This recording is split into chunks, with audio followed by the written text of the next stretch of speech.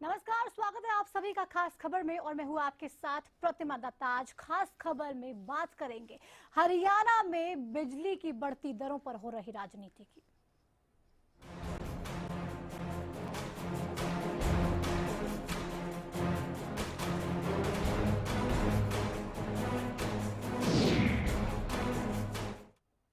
हरियाणा में लगातार बिजली के दामों में बढ़ोतरी और उसके बाद की परेशानी जो आम जनता के लिए बनती जा रही थी, वो कहीं ना कहीं परेशानी अब सरकार के गले की भी फांस बन चुकी है, क्योंकि लोगों में काफी गुस्सा है। विपक्षी दल लगातार आक्रामक तेवर अपना के बैठे हैं, लेकिन सरकार के पास कहीं ना कहीं इसका इलाज नहीं है, जिसको तलाशने के लिए आपको बता दें कि एक अहम बैठक एक कल इसको लेकर होगी और उम्मीद की जाएगी कि कहीं ना कहीं उस बैठक में इस मसले पर हल सरकार जरूर निकालना चाहेगी, वरना सरकार की मुश्किलें और बढ़ सकती हैं।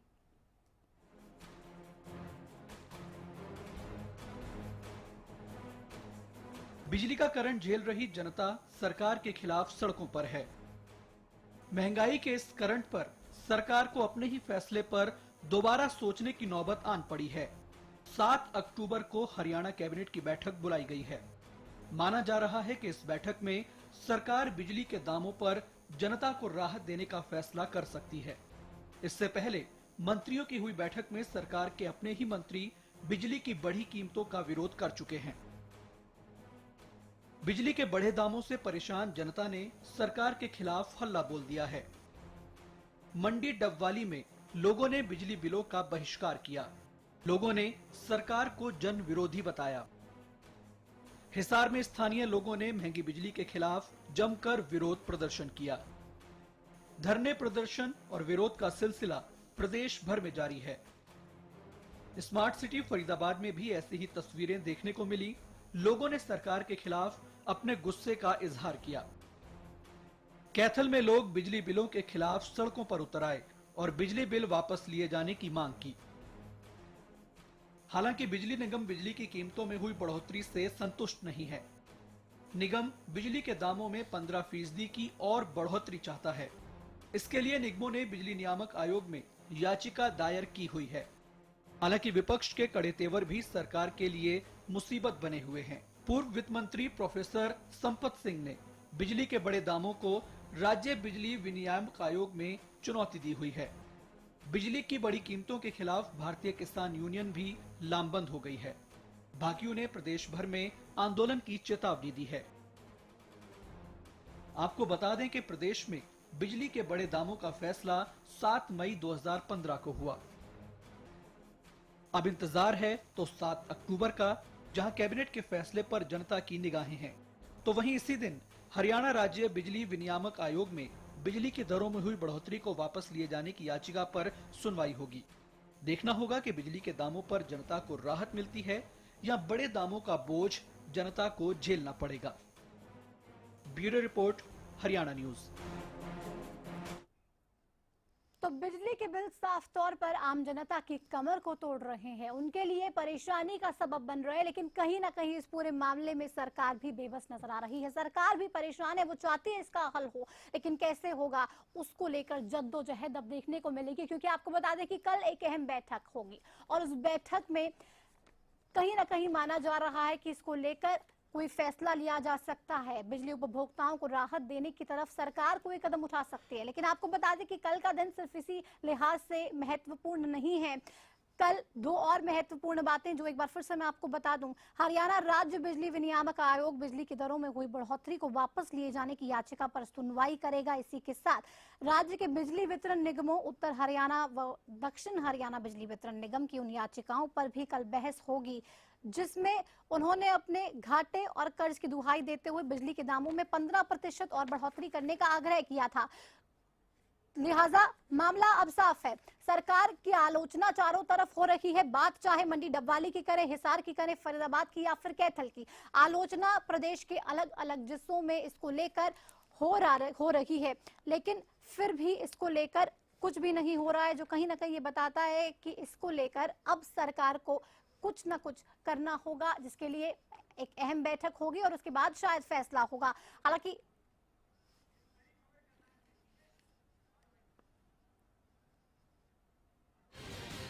और इस बीच एक बड़ी खबर करनाल से आ रही है। आपको बता दें कि सीपी नवदीप सिंह विर्क की मुश्किलें बढ़ सकती हैं। इवेंट कंपनी चलाने वाले विशाल गुप्ता ने विर्क पर आरोप लगाए हैं। विर्क ने विशाल गुप्ता पर करवाया था रंजिशन झूठा रेप का मामला दर्ज। विशाल गुप्ता ने करनाल में प्रेस कॉन्फ्रेंस करके कई अहम खुलासे किए। तो एक के बाद एक इस पूरे मामले में अब नया मोड़ आता जा रहा है। आरोपों का सिलसिला देखने को मिला पहले भारती अरोड़ा नवदीप सिंह विर्क में, जिसके बाद आपको बता दें कि पीड़ित महिला ज्योत्सना ने प्रेस कॉन्फ्रेंस की। उसके बाद आपको बता दें कि अब ऐसा माना जा रहा है कि चंचल भारद्वाज आज शाम को प्रेस कॉन्फ्रेंस करेंगी। बड़े खुलासे करने की बात वो भी कर रही हैं, लेकिन यहाँ पर मुश्किलें नवदीप सिंह विर्क की बढ़ सकती हैं। विशाल गुप्ता ने उन पर आरोप इस बात का लगाया है कि करनाल में आपको बता दें कि उन्होंने एक प्रेस कॉन्फ्रेंस बकायदा की थी। तमाम आरोप उन्होंने बताए। विशाल गुप्ता ने विर्क से अपने और अपने परिवार को तमाम जो चीजें थी वो बताई।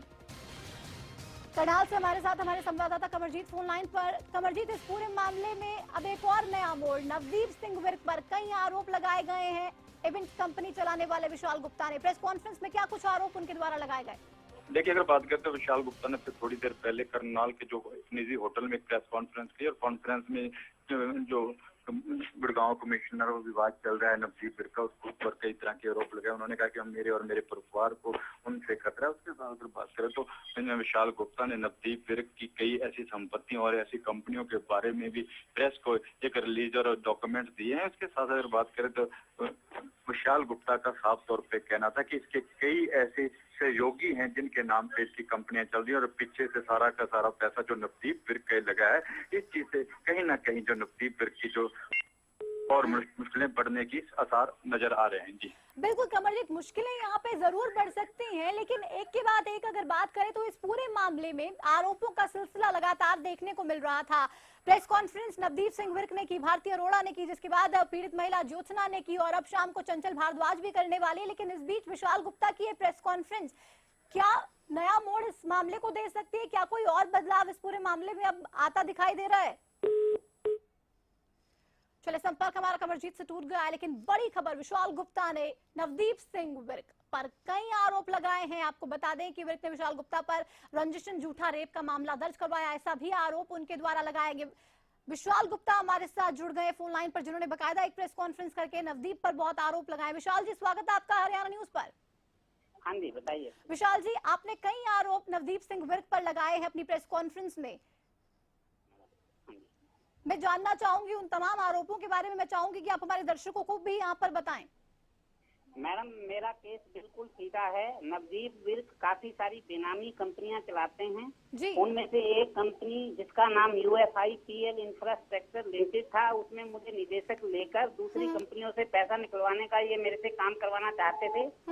जो मेरे नाम मानने पर इन्होंने मेरे पे पहले धोखाधड़ी का केस बनाया, उसके बाद उसमें कुछ सह आरोपी बनाए गए और फिर मुझे बकायदा वार्निंग देके कि अगर मैं उनके ये मुताबिक काम नहीं करूंगा तो ये मुझ पे रेप केस बना देंगे। इस बात की इंफॉर्मेशन मैंने 1 महीना पहले ह्यूमन राइट्स कमीशन को दी थी, जिससे ह्यूमन राइट्स कमीशन ने संज्ञान लिया। इन द मीन टाइम इन्होंने मुझे पकड़ के जेल में भेज दिया। बाद में माननीय अदालत ने मुझे बाइज्जत बरी किया जी। और जब विर्क साहब की इंक्वायरी मेरे केस में नेशनल ह्यूमन राइट्स कमीशन की गाइडलाइन से हुई तो DGP साहब ने वो इंक्वायरी एक SP को दे दी, एक DSP को, और उस DSP ने विर्क साहब को क्लीन चिट दे दिया।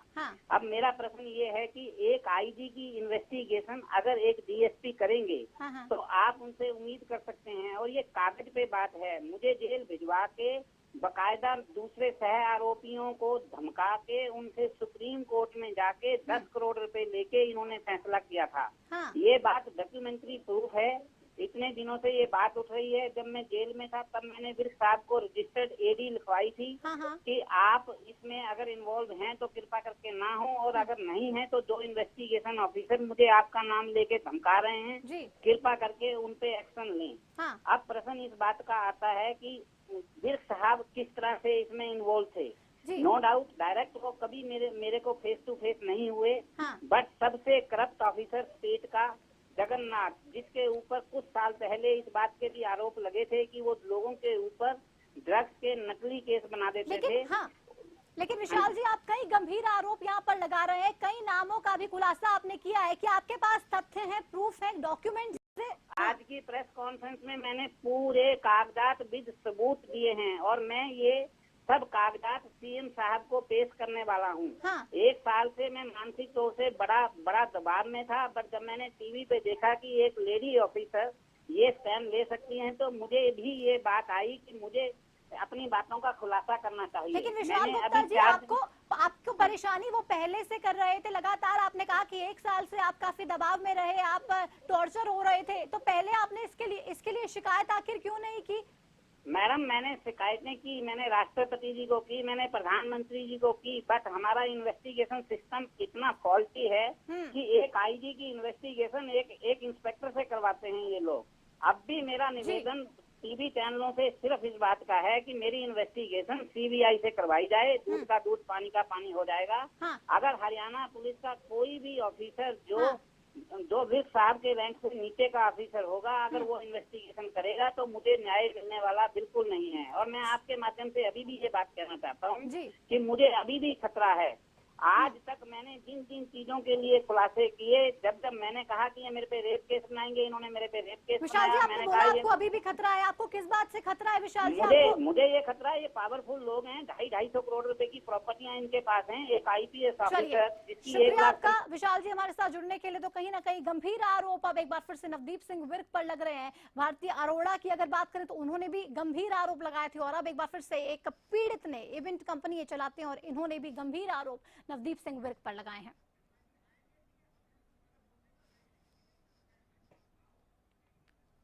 और खास खबर में हम बात आज बिजली के दामों की कर रहे हैं, क्योंकि उसमें लगातार इजाफा हो रहा है। सरकार के लिए भी हालांकि ये चिंता का विषय है कि इसको लेकर समाधान कैसे निकाला जाए, उसी को टिटोलने की कोशिश हम भी कर रहे हैं, जानने की कोशिश हम भी कर रहे हैं, लेकिन एक छोटे से ब्रेक के बाद।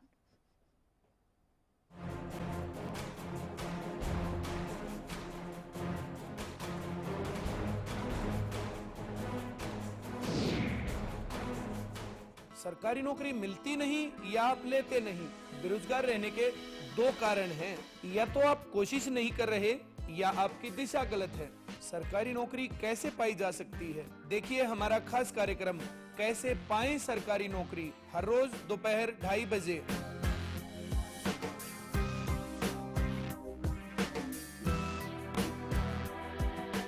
क्या आपका पशु बार बार फूल दिखाता है और बार बार फिर रहा है? इसका मतलब है कि उसका गर्भाशय कमजोर है।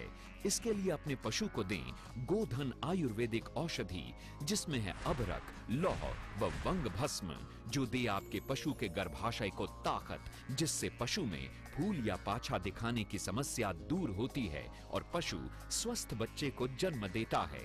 गोधन का पूरा कोर्स, एक विश्वसनीय औषधि।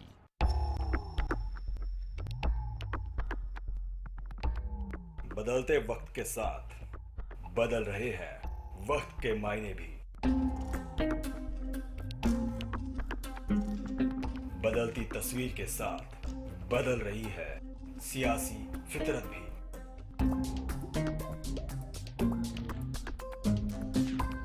इस बदलाव के बीच हम आज भी आपके भरोसे पर कायम। वही तेवर, वही अंदाज और वही सीधी, सरल और स्पष्ट खबरें। हरियाणा न्यूज, सच के साथ खबरें बेबाक। सफर चाहे जैसा भी हो, खाना हमेशा लाजवाब होना चाहिए। सफर के दौरान चाहते हैं लाजवाब खाना, तो अब एक शानदार डेस्टिनेशन मोटल गोल्डन सारास। यहाँ आपको मिलता है बेहतरीन खाने के साथ फैमिली एटमॉस्फेयर। NH1 हाईवे के पास पीपली से सिर्फ 8 किलोमीटर की दूरी पर हमारा पता है।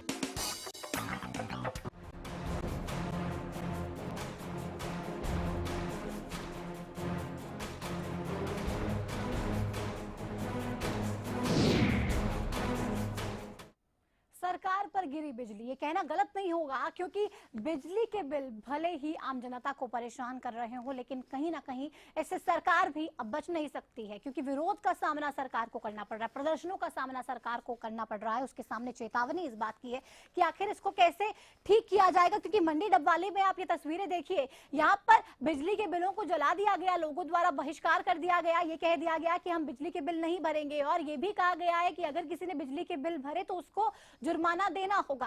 स्थिति आप देखिए, बिजली के बिल लगातार इतने ज्यादा लोगों के आ रहे हैं कि वो परेशान है। एक तरफ आपको बता दें कि बिजली निगम ये कह रहा है कि 15% और ज्यादा बढ़ोतरी की जानी चाहिए बिजली के दामों में। तो वैसे में अब सरकार क्या कर सकती है, क्योंकि कल एक काफी अहम दिन, और उसी को लेकर आपको बता दें कि कहीं ना कहीं हल निकालने की कोशिश सरकार की भी होगी। पसीने इस मामले पर सरकार के भी छूट रहे हैं, क्योंकि बिजली के दामों में जिससे बढ़ोतरी हुई उससे सरकार के कई जो मंत्री थे वो भी नाखुश थे, उन्होंने भी इसको लेकर नाराजगी जताई थी। हालांकि आपको ये भी बता दें कि इसको लेकर सरकार में भी दो फाड़ की स्थिति देखने को मिल रही है।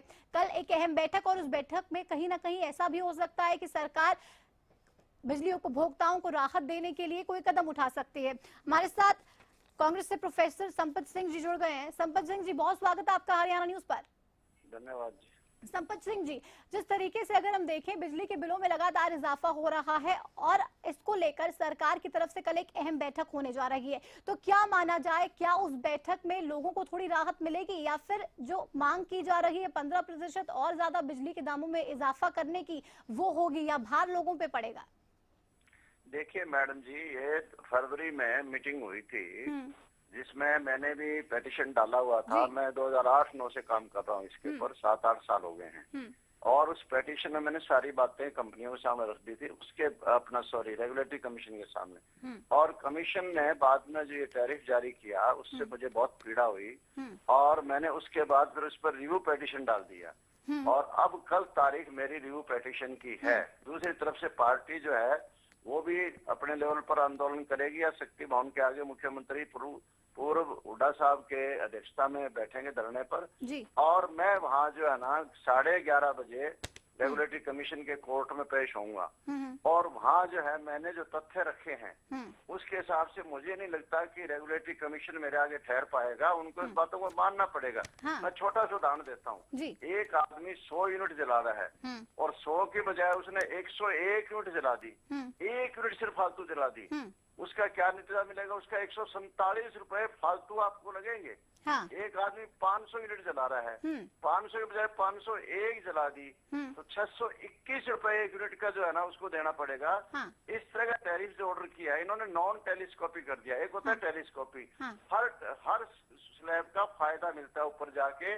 इस बार इन्होंने क्या किया, 0 से 100 तक तो कर दिया स्लैब। हाँ। उसके बाद 100 के बाद वापस 0 से 250 पर चले गए। मतलब 250 वाला रेट जो है वही 101 यूनिट का लगेगा। हाँ। इसी तरह बाद में 500 के बाद में इन्होंने खत्म कर दिया, और 500 और 501 पर इसी वजह से इतना बढ़ गया। पहले 800 होता था, अब 500 पर ये ले आए। मतलब बड़ी टेक्निकल बातें हैं जिनकी वजह से कि इतना जबरदस्त उपभोक्ता नाराजगी हो रही है।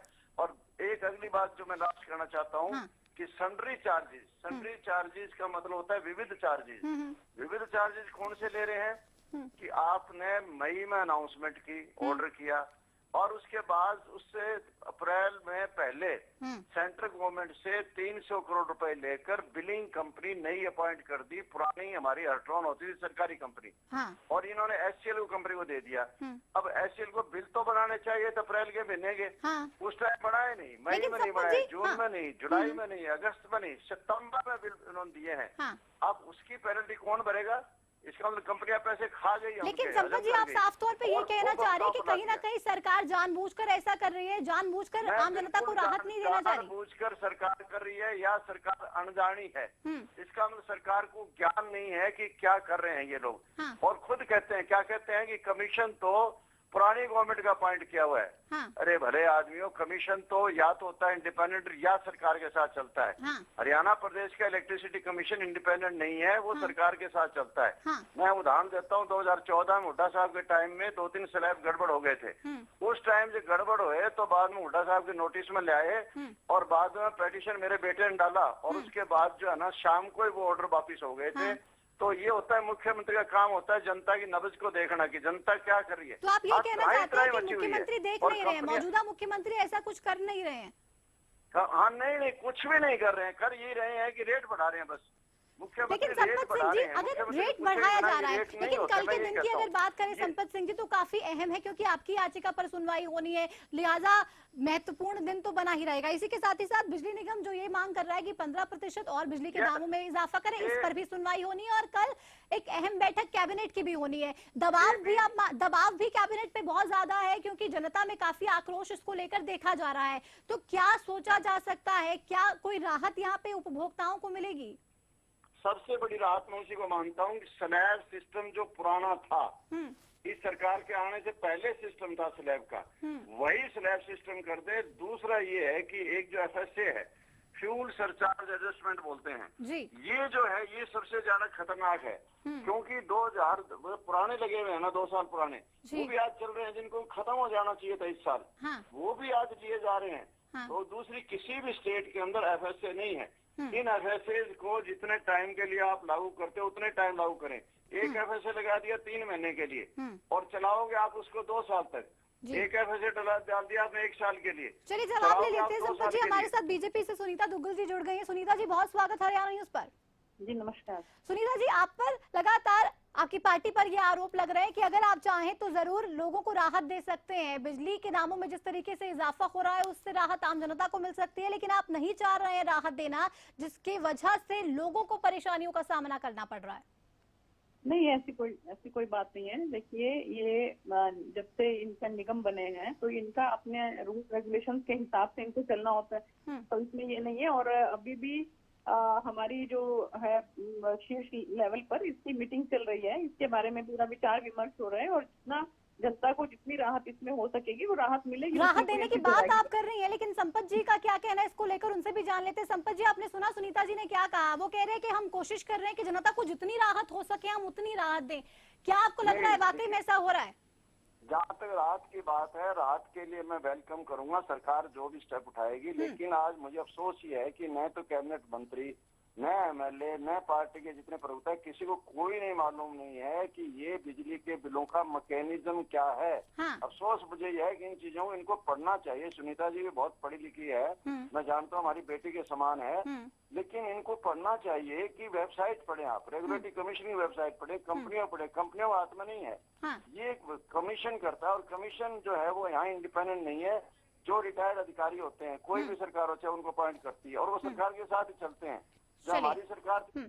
चलिए, शुक्रिया संपत जी आपका हमारे साथ जुड़ने के लिए। सुनीता जी भी हमारे साथ बीजेपी से जुड़ी थी, उनका भी बहुत शुक्रिया। तो कहीं ना कहीं अब ये भी कहा जा रहा है कि टेक्निकल नॉलेज नहीं है बीजेपी को, जिसकी वजह से कहीं ना कहीं खामियाजा भुगतना पड़ रहा है। कल का दिन काफी अहम है और उसके बाद देखते हैं फैसला क्या होगा, क्या राहत वाकई में जनता को मिल पाएगी। इसी के साथ खास खबर में बस इतना ही, दीजिए इजाजत, नमस्कार।